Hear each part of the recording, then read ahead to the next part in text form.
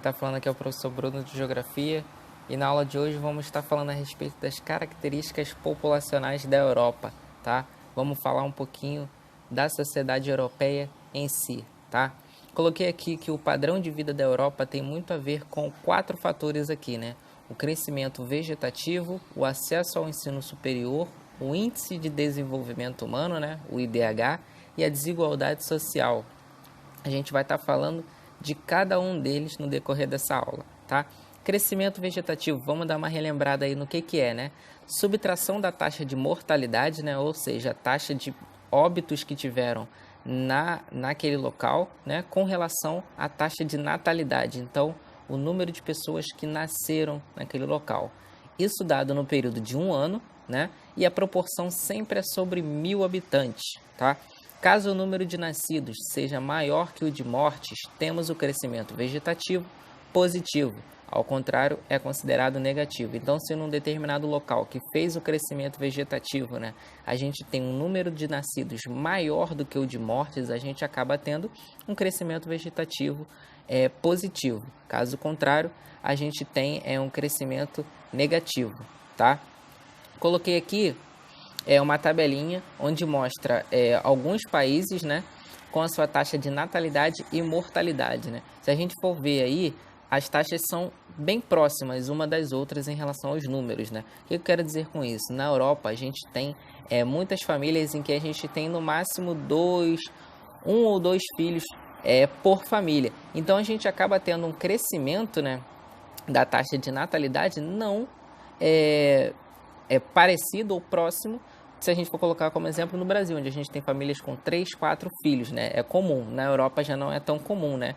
E tem outro problema, né, que podemos dizer assim, quando a gente fala de crescimento vegetativo, que lá a gente tem uma taxa de mortalidade alta também, mas isso não quer dizer que muitas pessoas morrem lá. Mas o que acontece? As pessoas vivem muito, né? As pessoas na Europa vivem 50, 60, 70 anos, então a gente tem pessoas indo de fato até o final das suas vidas, tá? A gente tem essa principal característica quando a gente fala da Europa.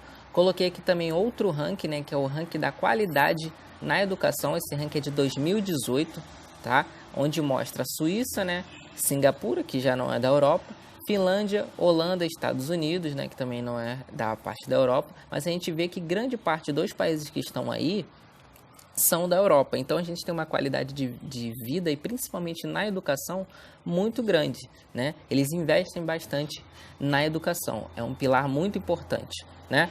Ranking de desenvolvimento humano, né? O IDH, o Índice de Desenvolvimento Humano. A gente tem aqui os países no topo, né, digamos assim, com desenvolvimento muito alto, né? A Noruega, a Suíça, Irlanda e a Alemanha, né? Os 4 primeiros aí. A gente vê que é uma disparidade muito grande. Se a gente for colocar com relação ao Brasil, o Brasil está aqui na posição 79, né? Nos países próximos da faixa do Brasil, né? Então a gente tem aqui a Colômbia próximo do Brasil, a gente tem a Armênia, a gente tem a Argélia, a gente tem a Tailândia. Então a gente tem o Brasil ainda muito atrás com relação ao IDH desses outros países desenvolvidos, tá? Coloquei aqui que as desigualdades sociais são o centro da dinâmica econômica e política europeia, e elas têm sido agravadas por políticas que têm tido como consequência a expansão do desemprego, redução de salários, consequentemente aumento da desigualdade e na distribuição de riquezas. O que eu quero dizer com isso? A desigualdade social é o foco que a gente tem na Europa, tá? A gente tem os problemas muito por conta da política, né? E quando a gente fala de política, a gente engloba também a religião, a gente também engloba a cultura, né? Como a gente falou na aula passada, que a gente tem algumas perseguições, né? Infelizmente, então a gente tem problemas sociais ali, e aí a gente faz como uma cadeia, né? A gente acaba tendo muito desemprego porque as pessoas têm um certo preconceito, ou a política trata de uma maneira que não deveria ser tratada, então a gente tem um aumento do desemprego, ou às vezes a pessoa não é desempregada, né, mas ela tem uma redução de salário, e aí vai aumentar, né, a desigualdade, porque ela vai passar a receber menos, ela vai ter outros tipos de problemas, e aí a gente tem a distribuição de riquezas que também acaba sendo desigual, né, porque quando a gente trata de patrão com trabalhador ali, a gente tem uma desigualdade muito grande, né? E a gente chega até as pirâmides etárias, né? Eu vou dar uma rápida passada, tá? Nas pirâmides etárias, isso é um assunto para uma outra aula, onde a gente vai tratar de fato as pirâmides etárias com todas as características e definições, tá? Mas, de fato, o que seria nessas pirâmides etárias? Gráficos que auxiliam a entender dados demográficos de um país com base em dois conjuntos de dados, o gênero e a faixa etária da população, né? Então, as pirâmides etárias, elas são feitas de acordo com o gênero, né? Então, a gente tem o masculino e o feminino, né? E a gente tem a faixa etária da população. Tem uma observação que eu coloquei logo embaixo, né? Quanto menos a pirâmide ter o formato piramidal, melhor será seu desempenho. Então, se a gente tem uma pirâmide, né, etária, onde a gente tem de um lado o homem e do outro lado a mulher, né?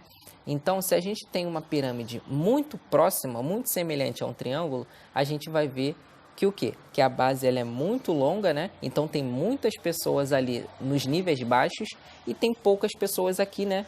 Nessa parte da ponta, né? Então, a gente tem uma desigualdade, certo? Então, quanto mais ela for próxima, né? Tem uma igualdade entre as escalas, a gente tem um melhor desempenho, tá? A gente vê aí nesse gráfico que é de 2019, né, do número de mulheres e o número de homens na Europa, né? A gente vê aqui na parte rosa as mulheres e na parte azul os homens. A gente vê que a gente tem um certo equilíbrio, né? De um lado para o outro, tá? A gente não tem de fato uma pirâmide nesse gráfico aí, mas a gente tem, né, um certo equilíbrio. Então a gente tem um desempenho até positivo, tá? Em determinados locais, principalmente quando a gente fala do Oriente Médio, onde a gente tem ainda uma certa perseguição como a mulher, ou a mulher ainda não tem os determinados direitos que ela precisa ter, né, que ela tem de fato por direito. Nesses países, a gente acaba tendo a pirâmide um pouco mais desequilibrada quando a gente trata de homem e mulher, tá? Então, a aula de hoje é basicamente essa. Na aula que vem, a gente vai estar dando continuidade a essa matéria de pirâmides etárias e vamos falar de alguns gráficos, tá? E vamos dar continuação a essa matéria, tá bom? Forte abraço!